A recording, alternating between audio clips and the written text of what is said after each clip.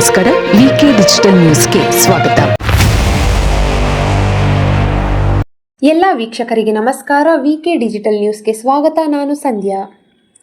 Blue line ಸಂಚಾರಕ್ಕೆ ಸಿದ್ಧಗೊಂಡ ನಮ್ಮ metro ಪ್ರಯಾಣಿಕರಿಗೆ ಬಿಎಂಆರ್ಸಿಎಲ್ ಮೆಟ್ರೋ ಜಾಲ ವಿಸ್ತರಣೆಯ ಭಾಗವಾಗಿ ಮತ್ತೊಂದು ಬಹುನಿರೀಕ್ಷಿತ ಮಾರ್ಗ ಸಾರ್ವಜನಿಕ ಸೇವೆ ನೀಡಲು ತಯಾರಾಗುತ್ತಿದೆ.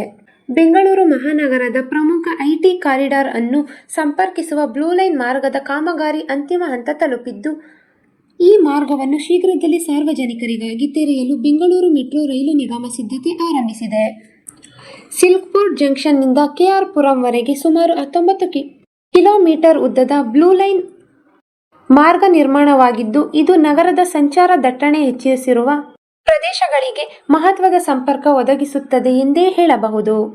ಬಿಎಂಆರ್ಸಿಎಲ್ ನೀಡಿರುವ ಮಾಹಿತಿಗಳ ಪ್ರಕಾರ ಅಕ್ಟೋಬರ್ ತಿಂಗಳಿನಿಂದ ಪ್ರಾಯೋಗಿಕ ಸಂಚಾರ ಅಂದರೆ ಟ್ರಯಲ್ ರನ್ ಆರಂಭಿಸುವ ಸಾಧ್ಯತೆ ಇದ್ದು, ಸುರಕ್ಷತಾ ಪರಿಶೀಲನೆಗಳು ಮತ್ತು ತಾಂತ್ರಿಕ ಪರೀಕ್ಷೆಗಳು ಯಶಸ್ವಿಯಾಗಿ ಪೂರ್ಣಗೊಂಡ ಬಳಿಕ ಸಂಚಾರಕ್ಕೆ ಅನುಮತಿ ಪಡೆಯುವ ಪ್ರಕ್ರಿಯೆ ನಡೆಯಲಿದೆ ಎನ್ನಲಾಗುತ್ತಿದೆ. ಈ ಮಾರ್ಗದಲ್ಲಿ ಒಟ್ಟು 13 ಮೆಟ್ರೋ ನಿಲ್ದಾಣಗಳು ಇರಲಿದ್ದು, ಪ್ರಮುಖವಾಗಿ central silk board, HSR layout, Agasarahalli, Bellandur, Ibbalur, Madabisanahalli, Marathahalli, ISRO, Doddanekundi ಹಾಗೂ ಕೆಆರ್ ಪುರಂ ಸೇರಿದಂತೆ ಹಲವು ಪ್ರಮುಖ ಪ್ರದೇಶಗಳನ್ನು ಸಂಪರ್ಕಿಸಲಿದೆ.